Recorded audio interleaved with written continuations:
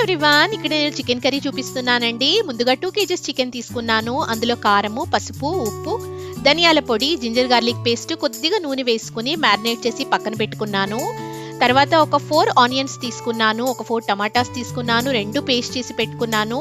బాండిల్ పెట్టుకొని బిర్యానీ మసాలా వేసుకున్నాను. Onion paste వేసి బాగా వేగిన తర్వాత అల్లం వెల్లుల్లి పేస్ట్ వేసాను. అది కూడా వేగిన వెంటనే టొమాటో పేస్ట్ వేసాను. అది కూడా బాగా వేగిన వెంటనే కొద్దిగా కరివేపాకు, మ్యారినేట్ చేసి పెట్టుకున్న చికెన్ వేసేసాను. బాగా కొద్దిగా కలుపుకున్న తర్వాత చికెన్లోంచి నీళ్లు బయటకు వస్తాయి కదా, ఆ సమయంలో ఒకసారి కలిపేసుకుని 2 గ్లాసెస్ వాటర్ యాడ్ చేసుకున్నాను. తర్వాత ఉప్పు, కారము, పసుపు మీ రుచికి తగ్గట్లుగా వేసుకోండి. 2 గ్లాస్ వాటర్ వేసిన తర్వాత అది మరుగుతున్నప్పుడు నేను ఒక హాఫ్ చెక్క కొబ్బరి, పచ్చి కొబ్బరి పాలు తీసుకున్నానండి. కొబ్బరి పాలు వేసుకున్నాను. మీకు ఎంత వాటర్ కావాలో కూర క్వాంటిటీని బట్టి వేసుకోండి. కూర ఉడికిన వెంటనే కొత్తిమీర వేసి దింపేసుకున్నాను.